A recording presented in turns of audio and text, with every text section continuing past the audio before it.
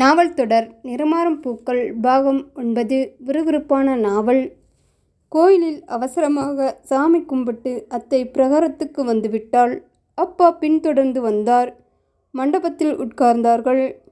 விசு, சீனு எப்படியும் நாளைக்கு திரும்பி வருவான். சீனு பொய் சொல்கிறான். எதை பற்றிக்கா? அவனுக்கும் அந்த பொண்ணுக்கும் எல்லாம் நடந்துச்சுன்னு. அது உண்மையில்லை. சீனு நான் வளர்த்த குழந்தை. அவனோட பண்பும் கூச்ச சுபாவமும் எனக்கு தெரியும். அப்படியெல்லாம் ஒரு பொண்ணை அவன் தொற்ற மாட்டான். அதுக்கான தைரியமும் அவனுக்கு இல்லைடா. அவ உள்ளே வர தந்திரமா காய்களை நகர்த்துறா. அவ என்ன வேணும்னாலும் செய்யட்டும். எப்போ உன்னை அவ கை நீட்டி அடித்தாளோ அப்பவே என் எதிரி அவ. என் மருமகளா அவளை ஒரு காலும் நான் வரவிட மாட்டேன். இதுக்கு சீனு தைலா உதவியை நாடுவான். இவளும் பிள்ளை பக்கம் நிற்பா. பிள்ளை பக்கம் நின்னா என்னை தைலா நிரந்தரமாக இழக்க வேண்டி வரும்க்கா. விசு இதை சொல்லும்போது தைலா மறைவில் நின்று கேட்டுக்கொண்டிருந்தாள். சரிக்கா, அவ சீனு தன்னை தொட்டாச்சுன்னு ரகளை பண்ண ஆரம்பிச்சா அதுதானே எடுபடும். ஒருவேளை இதை வச்சுட்டு அவ போலீஸுக்கு போனா? போகட்டும். என்னக்கா பேசுகிற நீ? அவ போய் சொல்கிறான்னு நம்ம பேசுவோம். அவளுக்கு வர்ஜினிட்டி டெஸ்ட் எடுக்க சொல்லி அவ மோசடின்னு நிரூபிப்போம். அக்கா, உனக்கு மூளை எப்படி இந்த மாதிரி வேலை செய்யுது? சரி, அவளுக்குன்னு ஒரு குடும்பம் இருக்கும் இல்லையா? அவங்க என்ன சொல்கிறாங்கன்னு பார்க்கலாம். நீ கவலைப்படாதே விசு. சீனு நான் சொல்கிறதை கேட்பான். அவனை எப்படி வளர்க்கிறதுங்கன்னு எனக்கு தெரியும். தைலா வெறுப்புடன் வெளியே வந்தாள்.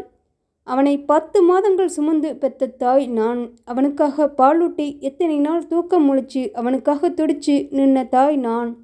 இவ சொல்கிறதை அவன் கேட்பானாம். அது நடக்காது. இனிமேல் அது நடக்காது.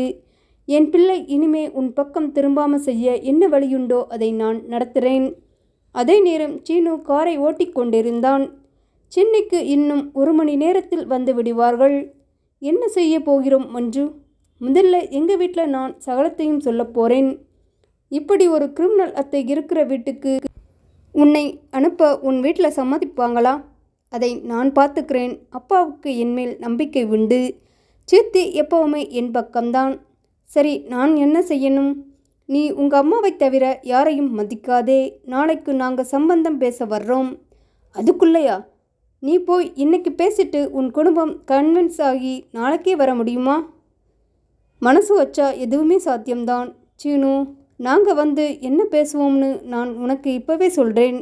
அதுக்கு உன் அம்மாவையும் நீ தயார்படுத்து. ஏன்னா உங்கள் அத்தை அடுத்தபடியாக எடுக்க போகிற ஆயுதம் இதுதான். சீனு ஆச்சரியப்பட்டான். எப்படி நீ இத்தனை வேகமாக யோசிக்கிற?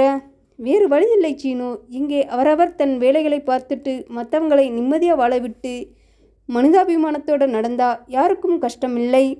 அதை விட்டு ஒவ்வொருத்தரும் ஹிட்லராக மாற ஆரம்பித்தா தடுப்பு நடவடிக்கைகள் அவசியமில்லையா? சரி செய். நீ என்ன சொல்கிறியோ அதை நான் கேட்குறேன். அவளை வீட்டில் இறக்கி விட்டான். உள்ளே வரியா, உன்னை அறிமுகப்படுத்துகிறேன். என்னான்னு சொல்லவே? என் காதலன், கூடின சீக்கிரம் புருஷன்னு. அடேங்கப்பா, அத்தனை தைரியமா உனக்கு? வேண்டாம், அவங்க சம்மதிச்சு நாளைக்கு சம்மந்தம் பேச எங்கள் வீட்டுக்கு வாங்க. அவள் உள்ளே போக காரை எடுத்தான் சீனு. அதை தேசியிடம் ஒப்படைத்து எல்லாம் சொன்னான். பிரம்மாதம்டா. மஞ்சு மாதிரி ஒருத்தி மனைவியானா இந்த உலகமே உன் காலடியில் தான். சீக்கிரம் உங்கள் அம்மாவுக்கு விடுதலை கிடைக்கட்டும். All the best.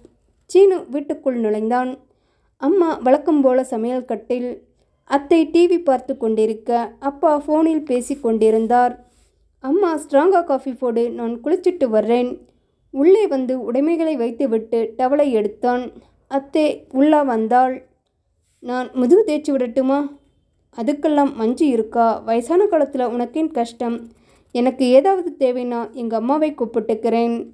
உனக்கு தெரிஞ்ச எல்லாம் எங்கள் அம்மாவுக்கும் தெரியும், கிரிமினல் புத்தி தவிர. என்னடா ரொம்ப ஓவராக பேசுகிற? மஞ்சுவும் நானும் சேர்ந்துதான் வந்தோம். அவளை வீட்டில் கொண்டு போய் விட்டுட்டுத்தான் வர்றேன்.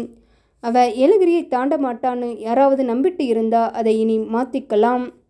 அவன் உள்ளே போக அத்தை முகம் வெளிரியது.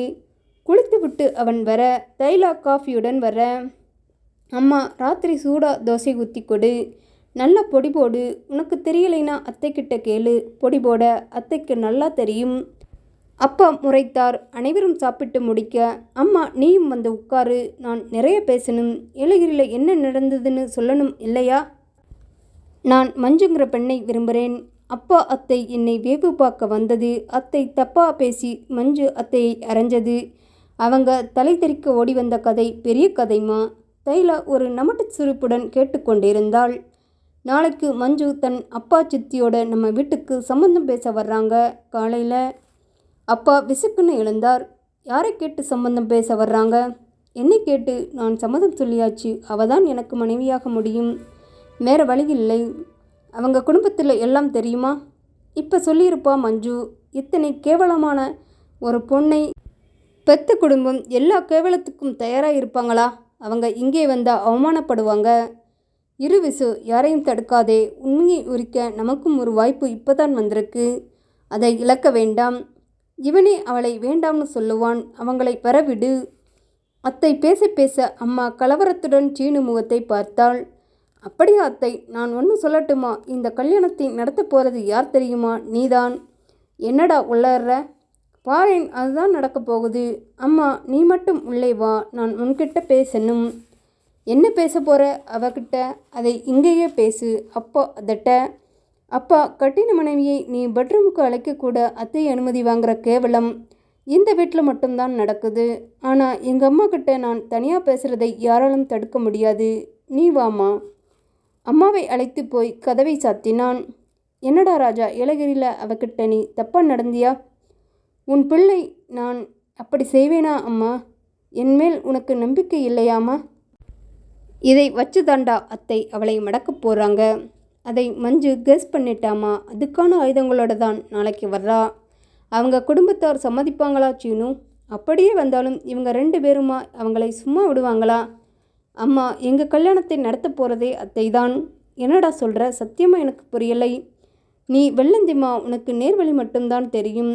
குறுக்கே சால் ஓட்டினா எதுவும் விளங்காது. நிம்மதியாக இரு, எல்லாம் சரியாக நடக்கும்.